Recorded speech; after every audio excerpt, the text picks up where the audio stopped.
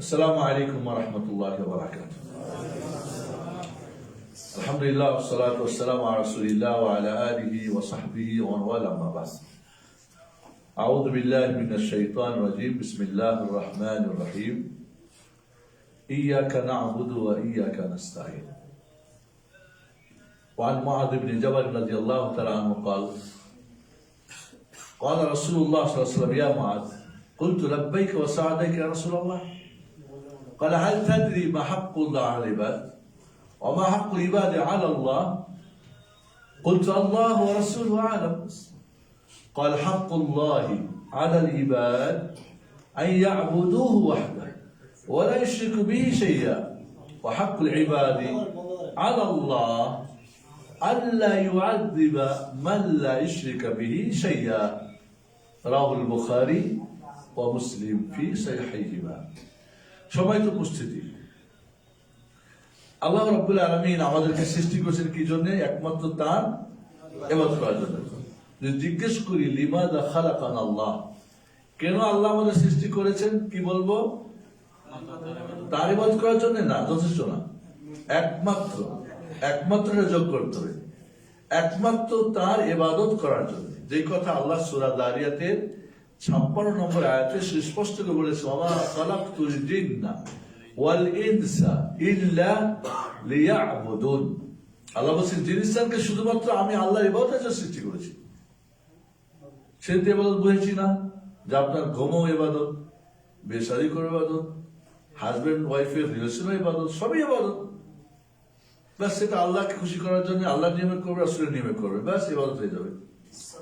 একজন যদি ফজরের নামাজ, আয়শার নামাজ পড়ে জামাতে, এরপরে গিয়ে যদি ফজরের নামাজ গল্প করে ঘুমিয়ে যায়, ফজরের নামাজ গিয়ে জামাতে পড়ে, তাহলে ওই লোকটা সারা রাত্রি কি নামাজ পড়েছে লিখা হবে। ঘুমটা এবার ধরলাম না। কেউ যদি এসব পড়ে ঘুমায় যায়, ফজর না পড়ে, জামাত না পাই, তো অর্ধরাত্রি হয়ে গেল। ফুল পড়লে আবার গিয়ে ফজর পড়লে পুরা রাতে ভালো, তাহলে ঘুমটা এবার ধরো না হলো, ঘুমটাই ভালো। কাজে আমাদেরকে ভাবতে বুঝতে হবে যে আমি আল্লাহর বান্দা, সর্বক্ষণ এক সেকেন্ডের জন্য আল্লাহ ছাড়া অন্য কাউরি বান্দা হওয়ার সুযোগ নাই। সেদিন যে কথাটা বলেছি, তিনটা শব্দের মধ্যে থাকতে হবে। মাবুদ কে? আল্লাহ সুবহানাহু ওয়া তাআলা। আমি আব্দ, তার দাস, আর আমার কাজ কি? ইবাদত করা, দাসত্ব করা। শয়নে থাকে, স্বপ্নে থাকে, সুখে দুঃখে, ঘরে বাইরে, বিদেশে প্রবাসে, দুঃখী হন সুখী হন, বড় হন গরিব হন, এই তিনের বাইরে এক সেকেন্ড যাওয়ার কোন সুযোগ নাই। ফজর নামাজ আযান হয়েছে, মসজিদ যান নাই, কার বান্দা হয়েছে? ঘুমের, শয়তানের, নফসের। মুশকিল। এই জিনিসটাই হলো মূল জিনিস। এই জন্য সমস্ত নবী রাসূল আলাইহিস সালাতু ওয়াস সালাম এই কথাটাই শেখানোর জন্য এসেছিল। ইয়া কওমি ইবুদুল্লাহ মা লাকুম মিন ইলাহিন গায়রুহু। ওই আমার কওম, ওই আমার জাতি, একমাত্র আল্লাহর বান্দা হয়ে যাও, এছাড়া তোমাদের কোনো মাবুদ নেই। এইটা যদি আপনি করতে পারেন, আল্লাহ সুবহানাহু ওয়া তাআলা আল্লাহর হক বান্দার প্রতি কি? একমাত্র তার ইবাদত করা এবং তার সাথে কাউকে শরীক না করা। যে হাদিসটা মুআয বিন জাবাল থেকে বর্ণিত, বুখারী মুসলিমে যেটা একটু আগে পড়েছি। যদি আপনি এটা করেন, হাক্কুল্লাহ আলাল ইবাদ, আল্লাহর হক বান্দার প্রতি কি? আইয়া আবুদুহু ওয়াহদা, একমাত্র তারই ইবাদত করবেন, ওয়ালা ইউশরিকু বিহি শাইআ, তার সঙ্গে শরীক করবে না।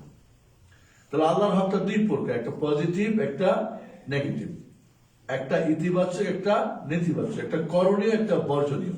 করণীয় কি? একমাত্র তার ইবাদত করা। বর্জনীয় কি? তার সঙ্গে কাউকে শরীক না করা। ঠিক রাসূল সাল্লাল্লাহু আলাইহি ওয়াসাল্লামের হকটাও কিন্তু তাই। পজিটিভ হক কি? সুন্নাত। নেগেটিভ কি? বিদআত। করণীয় কি? সুন্নাত। বর্জনীয় কি? বিদআত। এই জন্য তাওহীদ আর সুন্নাহ কোথায় নিবে? জান্নাতে। শিরক বিদআত কোথায় নিবে? জাহান্নামে। এই দুইটা প্লাস করলে জান্নাত, এই দুইটা মাইনাস করলে জাহান্নাম নাই। উল্টা করলে উল্টা। তাওহীদ সুন্নাহ করবেন না তো জান্নাত মাইনাস হয়ে যাবে, শিরক বিদআত করবেন তো জাহান্নাম প্লাস হয়ে যাবে জীবনে। বোঝা গেছে কথা? আল্লাহ রাব্বুল আলামিন, আমরা সবাই আল্লাহর বান্দা, ঠিক না? ইনশাআল্লাহ সবাই ছাত্র, সবার রেজাল্ট কি এক হয়? সবাই লেখাপড়া করে সার্টিফিকেট পায়, সবার কি বেতন ভাতা স্কেল সমান হয়? আল্লাহ রাব্বুল আলামিনের বন্দিগিতে আমাদের তিনটা স্কেল রয়েছে, একটা first class, second class, third class বা তৃতীয় শ্রেণী। প্রথম লেভেল, দ্বিতীয় লেভেল, থার্ড লেভেল। আপনি কোন লেভেলে আছেন এইটা আজকে আপনাকে আমি জানাবো।